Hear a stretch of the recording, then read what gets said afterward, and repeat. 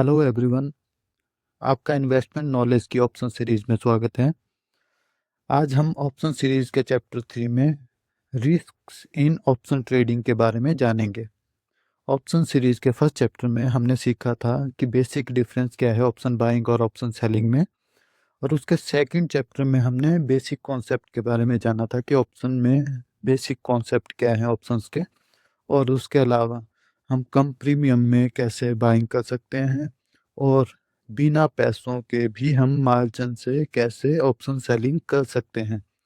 ठीक है, आज हम ऑप्शन सीरीज के चैप्टर 3 में जो मेन चीज है रिस्क, क्योंकि ऑप्शंस में रिस्क बहुत ज़्यादा होता है, इसलिए हम आज बाकी चीज़ें शुरू करने से पहले, प्रैक्टिकल शुरू करने से पहले risks involved in option trading के बारे में सीखेंगे। ठीक है, इसमें जैसे option is equal to high rewards, options में बहुत हाई रिवॉर्ड्स होते हैं। इसमें मतलब आप 10,000 लगा के 50,000 भी कमा सकते हैं और 1 लाख लगा के 10,000 भी कमा सकते हैं, डिपेंड ऑन आप ऑप्शन बाइंग कर रहे हैं या ऑप्शन सेलिंग कर रहे हैं। लेकिन वहीं पर आप 1 लाख लगा के 1 लाख गवा भी सकते हैं। इसमें रिस्क भी वैसे ही हाई है, जैसे इसमें रिवॉर्ड हाई है वैसे रिस्क भी हाई है इसमें। ठीक है, इसलिए सबसे पहले हम ऑप्शंस से जुड़े हुए रिस्क्स के बारे में जानेंगे आज।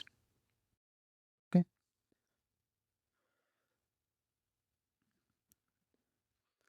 Risk in option buying.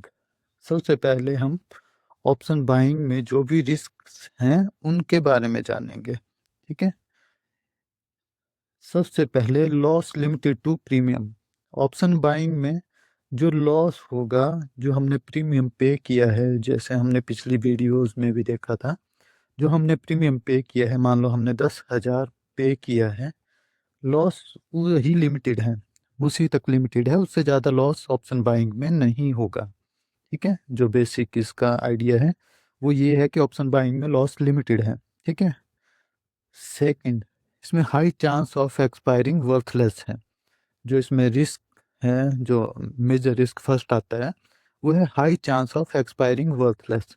इसका मतलब है कि मान लो, जैसे मैंने कल बताया भी था आपको, कि मान लो हम टाटा मोटर की बात कर रहे थे, आज मैं टाटा पावर की बात करता हूँ। वैसे टाटा पावर मान लो अभी, टाटा पावर अभी 390 पर ट्रेड कर रहा है। ठीक है, आपने इसकी कॉल बाय कर ली, मान लो 400 रुपए की, उसमें लगा दिया आपने 10,000। ठीक है, इसका मतलब है कि अगर 10,000 का मतलब है, इसको मान लो आपने 7 रुपए दे के बाय कर लिया, 7 रुपए दिए आपने और इसको 7 रुपए दे के बाय कर लिया। ये 390 पे ट्रेड कर रहा है, आपने 400 की कॉल 7 रुपए दे के बाय कर ली। उसका मतलब है ये 407 रुपए तक, जब ये शेयर है एक्सपायरी पर अगर 407 रुपए पर भी क्लोज होता है, 390 से 17 रुपए ऊपर, वहां भी अगर ये क्लोज होता है, तब भी आपको तब भी आपको जीरो प्रॉफिट होगा। ठीक है, इसलिए अगर मान लो जैसे नॉर्मली मार्केट वैसे कंसोलिडेट करती है, शेयर भी वैसे कंसोलिडेट करते हैं मोस्ट ऑफ द टाइम। ठीक है, अगर मान लो ये 400 पर क्लोज कर देता है, तब भी आपकी जो आपने पैसा लगाया था, मान लो आपने 10,000 लगाया था, उसकी वैल्यू जीरो होगी। ठीक है, अगर ये 390 पर रहता है तब भी ये जीरो होगी। ठीक है, अगर ये 380 पर आता है तब भी ये जीरो होगी। और अगर ये 407 रुपए से ऊपर जाता है, मान लो ये 410 रुपए चला गया, तब आपको 3 रुपए का प्रॉफिट होगा। और अगर ये मान लो 1500 को लॉट है, तो 3 रुपए का प्रॉफिट का मतलब इंटू 3, 4500। ठीक है, तब आपको ये प्रॉफिट होगा अगर ये 407 रुपए से ऊपर जाएगा। ठीक है, इसलिए high chance of expiring worthless option buying में ज़्यादा होते हैं। ठीक है, नेक्स्ट है time decay. Time decay works against wire. जैसे जैसे मैंने बताया कि अगर आपने 400 की कॉल आज 7 रुपए की बाय की, ठीक है, तो ये जैसे जैसे टाइम बढ़ेगा, जैसे आज 14 तारीख है, ठीक है, आपने 7 रुपए की बाय कर ली, जब आप 20 तारीख को चेक करेंगे, अगर शेयर आज 390 पर है, 20 तारीख को भी ये 390 पर ही होगा मान लो, और उस दिन ये 7 रुपए की वैल्यू डीके होके अप्रोक्सीमेटली 3 रुपए रह जाएगी, 3 4 रुपए 2 रुपए कुछ ऐसी रह जाएगी। ठीक है, उसका मतलब है आप इस शेयर वहीं का वहीं पर है। ठीक है, आज भी वहीं है, आज से 6 दिन बाद भी वहीं है, लेकिन जो इसका प्रीमियम था वो डीके होके 4 रुपए डीके हो गया। 4 रुपए का मतलब है अगर 1500 का लॉट है तो 6000 रुपए का आपको लॉस हो गया। ठीक है, इसलिए टाइम डीके जो है वो भी बायर के अगेंस्ट जाता है। इसलिए जब भी आपको ऑप्शन बाइंग करनी होती है तो आपको मोमेंटम कैच करना पड़ता है। मोमेंटम का मतलब है आपने चार्ट पर चेक किया, मान लो यहाँ से ब्रेकआउट हो रहा है, मान लो 390 पर ब्रेकआउट हो रहा है, जैसे ही ब्रेकआउट होगा आपने कॉल बाय कर ली और उसका मोमेंटम कैच किया और उसके बाद एग्जिट कर दिया। आप इसमें डिले नहीं कर सकते कि आप 5 दिनों तक वेट करते रहे, 10 दिनों तक वेट करते रहे, क्योंकि नहीं तो वो फिर धीरे धीरे डीके होके जीरो हो जाएगी उसकी वैल्यू ऑप्शन बाय की। ओके, नेक्स्ट है वोलेटिलिटी ड्रॉप, जिसको हम विक्स बोलते हैं। ओके, वोलेटिलिटी ड्रॉप का मतलब है कि अगर विक्स की वैल्यू कम हो रही है तो जैसे मान लो आपने, जो मैंने बताया था, विक्स मान लो 15 पर चल रहा है, ठीक है, और 390 पर शेयर आपने अभी अभी बाय किया, जस्ट अभी बाय किया, ठीक है, 7 रुपए की वैल्यू पर। 400 की कॉल जो थी, 390 पर शेयर था, 400 की कॉल आपने 7 रुपए की बाय कर ली। विक्स यहाँ पर अगर विक्स की वैल्यू अब अगर 15 से 12 आ जाएगी, हाइपोथेटिकली बोल रहा हूँ, अगर 12 आ जाएगी, शेयर 390 पर ही अभी भी सिर्फ विक्स गिर गया तो ये 7 रुपए से 6 रुपए या 5 रुपए या 5.5 रुपए हो जाएगा। शेयर भी कहीं नहीं गया, टाइम डीके भी नहीं हुआ, सिर्फ विक्स अगर गिर गया तब भी इसकी वैल्यू गिर जाएगी। ठीक है, इसलिए ये भी वोलेटिलिटी, विक्स भी अगर ड्रॉप हो रहा है तो वो भी ऑप्शन बायर के अगेंस्ट जाते हैं। ठीक है, अब इसके बाद never trade in no low volume options. इसका मतलब है कि जैसे कुछ शेयर होते हैं, जैसे कोई भी छोटा मोटा शेयर होता है, नॉर्मल शेयर है, मान लो ऑप्शंस में वो ट्रेड करता है, लेकिन उसमें बायर सेलर बहुत कम है, या आपने कोई ऐसी पोजीशन ले ली, जैसे मान लो टाटा पावर, ये वैसे तो टाटा पावर में ये प्रॉब्लम नहीं आएगी, लेकिन मान लो आपने बहुत दूर की पोजीशन ले ली, 300 की पोजीशन ले ली, उस पर बायर नहीं है या सेलर नहीं है, आपने बाय कर लिया लेकिन बाद में इसमें सेलर नहीं मिल रहे, या आपने सेल कर दिया बाद में इसमें बायर नहीं मिल रहे। इसका मतलब है कि जिसमें लो वॉल्यूम होता है, इसका थोड़ा सिंपल सा एग्जांपल दूं अगर, जैसे आपने शेयर देखे होंगे, कुछ अपर सर्किट लोअर सर्किट में लग जाते हैं। जब अपर सर्किट में लग गया शेयर तो उसमें कोई आपको सैलरी नहीं मिलेगा, सैलरी नहीं मिलेगा, आप बाय नहीं कर सकते हैं। ठीक है, उसी तरह से लोअर सर्किट में लग गया अगर, तो उसमें कोई बायर नहीं मिलेगा, बायर नहीं मिलेगा, आप बाय नहीं कर सकते, मतलब कर सकते, सेल नहीं कर सकते।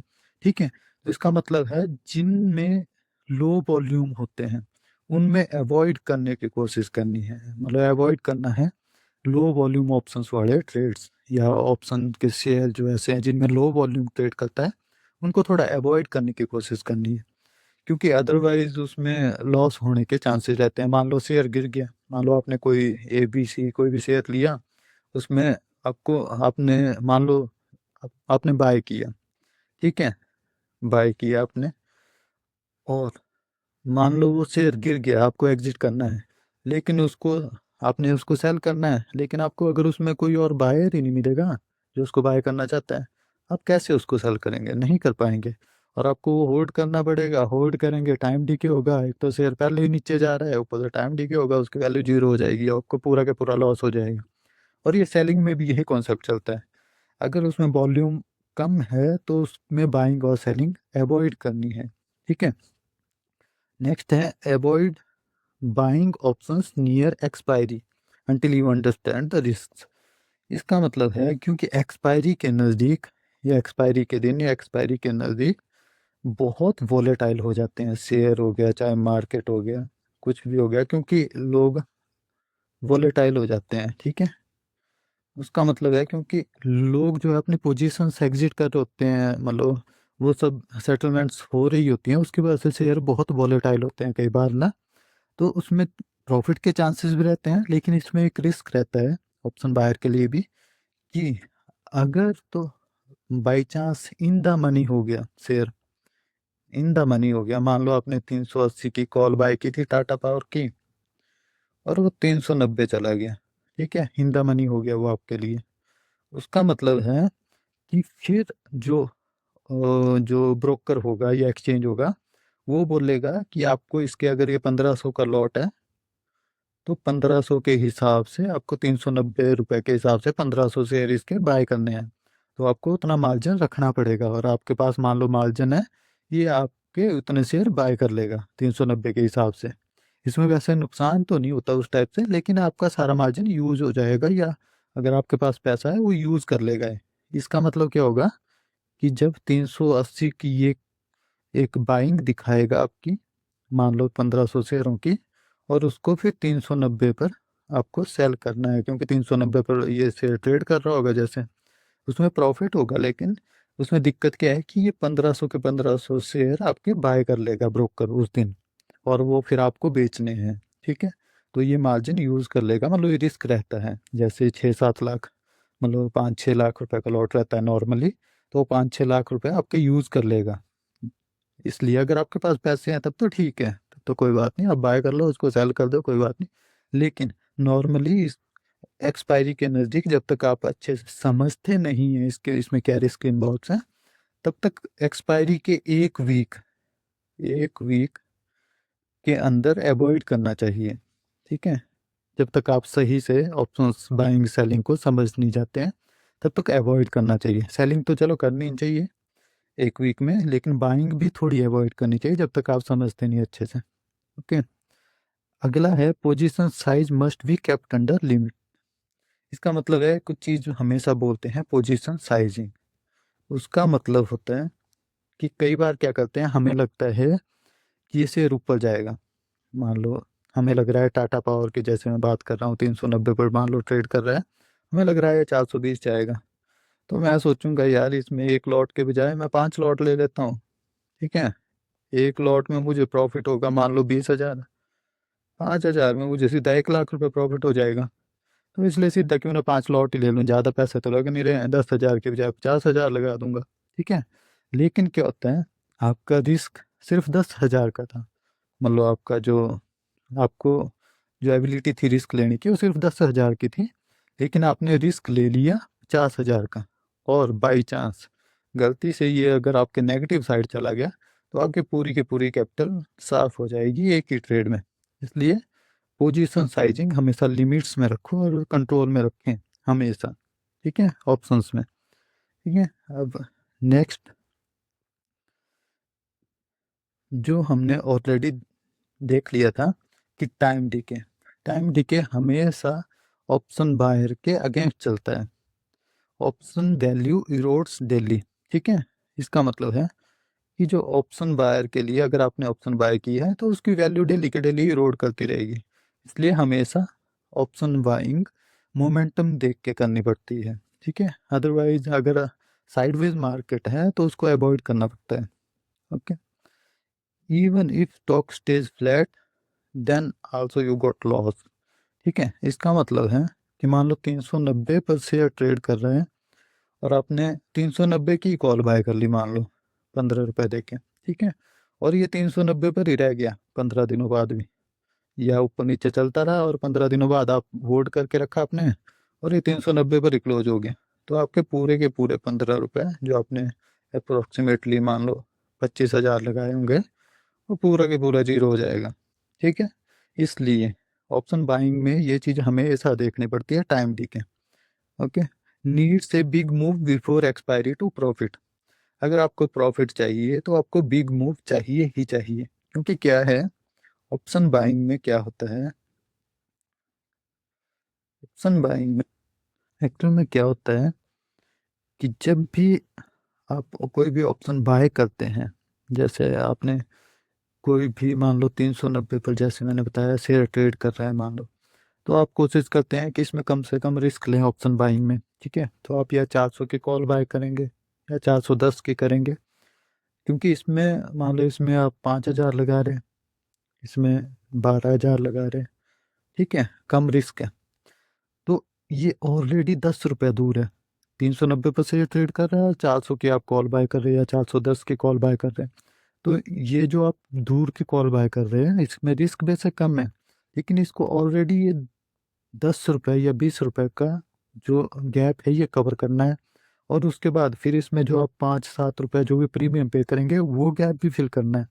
तो ये 15 से 20 रुपये ऑलरेडी पहले दूर हो गया। ठीक है, तो इसको कवर करने के लिए आपको प्रॉफिटेबल होने के लिए इस शेयर को 390 से 410 या 420 जाना पड़ेगा, तब जाके आप प्रॉफिटेबल होंगे। ठीक है, तो इसलिए इसमें बिग मूव की ज़रूरत हमेशा रहती है before expiry to get profit, या फिर आप उसी दिन मूव आ जाए कोई तब आपको प्रॉफिट होगा, उसी दिन मूव आ जाता है तब भी प्रॉफिट होगा, एकदम से मूव आ गया टाइम डीके कोई नहीं हुआ, या फिर 1-2 दिनों में आ गया, क्योंकि उसके बाद वो धीरे धीरे आपको लॉस दिखना शुरू हो जाएगा, क्योंकि वो टाइम डीके काम करना शुरू कर देगा। ठीक है, next, buyer risk volatility drop, जो मैंने ऑलरेडी बता दिया आपको कि बिक्स जैसे ड्रॉप करेगा आपको आपका जो प्रीमियम जो आपने पे किया है, मान लो 7 रुपए की वैल्यू थी उसकी जो आपने कॉल बाय की थी, वो धीरे धीरे कम होना शुरू हो जाएगा अगर विक्स भी डाउन होगा। ठीक है, तो ये भी आपके अगेंस्ट जाता है। Premium falls if volatility decrease, VIX जैसे मान लो 15 से 14 हुआ, 15 था 14 हुआ 13 हुआ, जिससे जैसे कम होता जाएगा आपका जो इसमें लॉस बढ़ता जाएगा। ठीक है, wires can lose even if direction is right. इसका मतलब क्या है कि जैसे मैंने बताया कि 390 पर शेयर है, आपने 410 की कॉल बाय कर ली, मान लो आपको लग रहा है ऊपर जाएगा, लेकिन क्या है अगर ये 392 चला गया एक दिन में, ठीक है, थोड़ा टाइम डीके हुआ, आपको कोई प्रॉफिट नहीं हुआ, दूसरे दिन फिर से 393 पहुंच गया, 3 रुपये बढ़ गया, लेकिन एक दिन और बीत गया, टाइम डीके उसमें भी हो गया, फिर से आपको प्रॉफिट नहीं हुआ। ठीक है, और साथ में पता लगा मार्केट कंसोलिडेट कर रही है, विक्स डाउन हो गया। ठीक है, ये शेयर ऊपर जा रहा है, विक्स नीचे जा रहा है, थोड़ा सा टाइम डिके हो रहा है, और जो आपने 5-7 रुपए की, मान लो 5 रुपए की बाय की थी, उसकी वैल्यू 4 रुपये हो जाएगी 5-4 दिनों में, क्योंकि विक्स भी डाउन गया, टाइम डिके भी हुआ। ठीक है, ये सब चीज़ें बायर के अगेंस्ट जाती हैं। Volatility is equal to crucial for option buyers, इसलिए आपको ये भी ध्यान रखना पड़ता है कि विक्स भी आपके अगेंस्ट ना जाए। मार्केट साइडवेज होगी तब भी विक्स डाउन होगा और आपका प्रीमियम ज़्यादा जल्दी नीचे जाएगा। ठीक है, नेक्स्ट, आज मेरे ख्याल से आज के दिन के लिए या इस चैप्टर के लिए ऑप्शन बाइंग की एक वीडियो काफ़ी है, क्योंकि बहुत लंबी हो जा रही है। मैं अभी नेक्स्ट चैप्टर बना दूंगा इसको, ऑप्शन सेलिंग के लिए बात करूंगा। ठीक है, क्योंकि वीडियो बहुत लंबी हो जा रही है नहीं तो। ठीक है, और अगर आपको ऑप्शन के बारे में और ज़्यादा सीखना है तो आप प्लीज़ सब्सक्राइब कर लीजिए इस चैनल को। Okay, thank you.